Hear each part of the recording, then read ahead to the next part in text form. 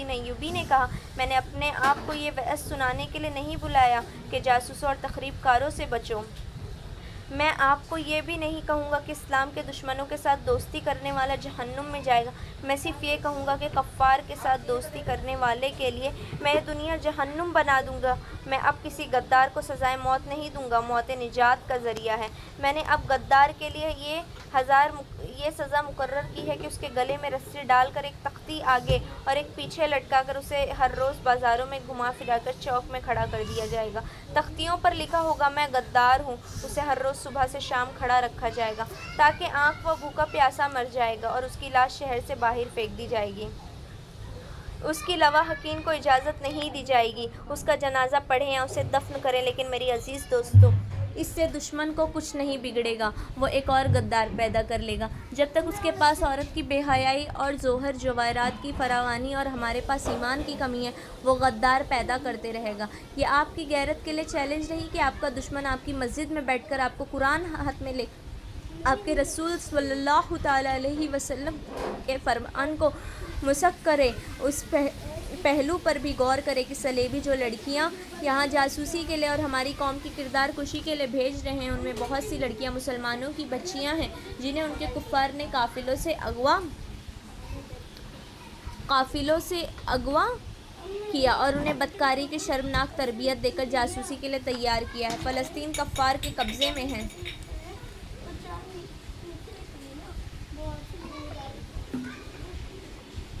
وہاں مسلمانوں پر جو ظلم و تشدد ہو رہا ہے وہ مختصراً یہ ہے کہ صلیبی ان کے گھروں کو لوٹتے رہتے ہیں۔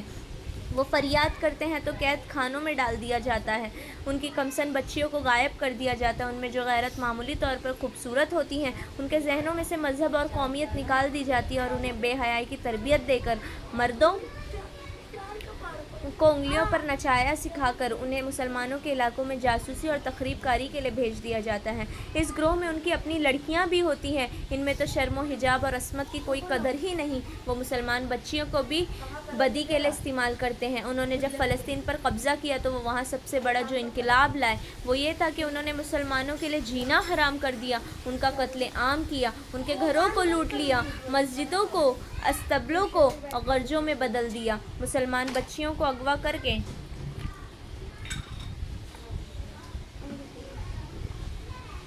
انہیں قصبہ خانوں میں بٹھا دیا گیا۔ جو خوبصورت نکلی انہیں تخریب کاری اور بدکاری کی تربیت دے کر ہمارے امیروں اور وزیروں کے حرموں میں داخل کر دیا اور انہیں ہمارے خلاف بھی استعمال کیا۔ مسلمان گھرانوں کی بچیوں کے گلوں میں انہوں نے سلیب لٹکا دی۔ مسلمان جو فلسطین سے بھاگے اور ہمارے پاس پناہ لینے کے لیے قافلہ در قافلہ چلے، انہیں راستے میں سمیت کر دیا گیا۔ ہماری بہنوں اور بیٹیوں کی آبرو ریزی سر عام ہوئی اور میرے کلمہ گو بھائیوں، یہ سلسلہ رکا نہیں، ابھی تک جاری ہے۔ صلیبیوں کا مقصد صرف یہ ہے کہ اسلام کا کوئی نام لیوا زندہ نہ رہے اور مسلمان لڑکیاں عیسائیوں کو جنم دے۔ ہم سب پر اللہ کی لعنت برس رہی ہے کہ ہم اپنے ان مسلمان بھائیوں اور ان کی بچیوں کو فراموش کیے بیٹھے ہیں جو وہاں ذلت اور مظلومیت کی زندگی بسر کر رہے ہیں۔ اس سے بڑا گناہ اور کیا ہو سکتا ہے کہ ہم ان شہیدوں کو بھی فراموش کیے بیٹھے ہیں جو صلیبیوں کی بریت کا شکار ہوئے۔ میں آپ کو کوئی حکم دینے سے پہلے آپ سے پوچھتا ہوں کہ اس صورتحال میں ہمیں کیا کرنا چاہیے؟ آپ میں تجربہ کار فوجی ہیں اور انتظامیہ کے حاکم بھی۔ پرانی عمر کا ایک کمانڈر تھا، اس نے کہا، امیر مصر، ہمیں آپ کے حکم کی ضرورت ہی کیا ہے؟ یہ حکم خواندی ہے کہ تمہارے پڑوس میں مسلمانی نسل پر ظلم ہو رہا ہے اور وہاں کے مسلمان خدا کو مدد کے لیے پکار رہا ہے، تو ہم پر فرض عائد ہوتا ہے کہ اس ملک پر فوج کشی کر کے اپنے کلمہ گو بھائیوں کو نجات دلائیں۔ ہمیں فلسطین پر فوج کشی کرنے چاہیے۔ نائب سالار کے رتبے کے ایک اور شخص نے اٹھ کر جوش سے کہا، کفار پر فوج کشی سے پہلے آپ ان مسلمان حاکموں اور امرا پر فوج کشی کریں جو پرور کفار کے ہاتھ مضبوط کر رہے ہیں۔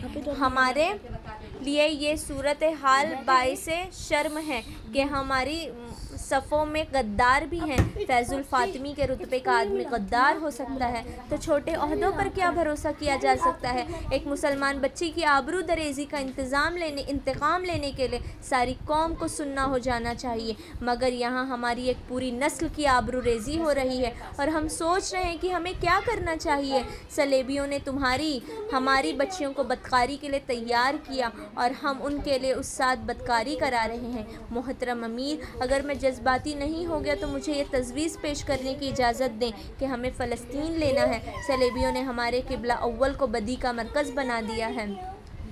ایک اور آدمی اٹھا لیکن سلطان ایوبی نے ہاتھ کے اشارے سے اسے بٹھا دیا اور کہا، میں یہی سننا چاہتا تھا۔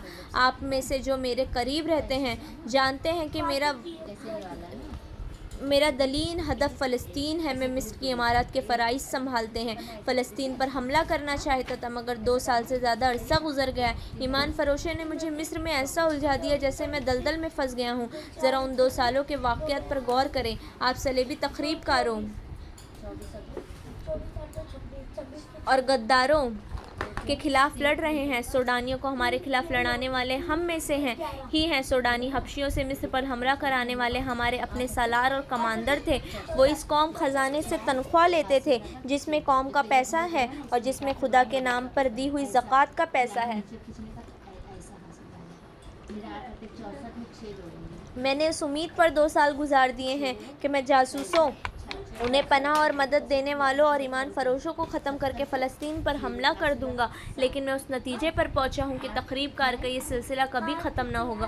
کیوں نہ اس چشمے کو جا کر بند کیا جائے جہاں اسلام دشمنی کے سامان پیدا کیے جاتے ہیں۔ ہم صلیبیوں کو خود توقع دے رہے ہیں کہ ہماری صفوں میں غدار پیدا کریں۔ میں نے اپنے آپ کو آج اس لیے بلایا ہے کہ فلسطین پر حملے میں اب زیادہ تاخیر نہیں ہوگی۔ فوج کی جنگی مشقتیں اور تربیت تیز کر دو۔ مجاہدین کو لمبے عرصے کا محاصرہ کرنے کی مشق کرواؤ۔ مجھے ترک اور شامی دستوں پر پورا اعتماد ہے۔ مصریوں اور وفادار سوڈانیوں میں جذبہ پیدا اور پختہ کرنے کی ضرورت ہے۔ ان میں سے دشمن کے خلاف قہر اور غضب پیدا کر دو۔ یہ اسی صورت میں ممکن ہوگا کہ ان میں غیرت پیدا کرو اور انہیں بتاؤ کہ وہ تمہاری ہی بہنیں اور بیٹیاں ہیں جو صلیبیوں کی درندگی کا شکار ہو رہی ہیں۔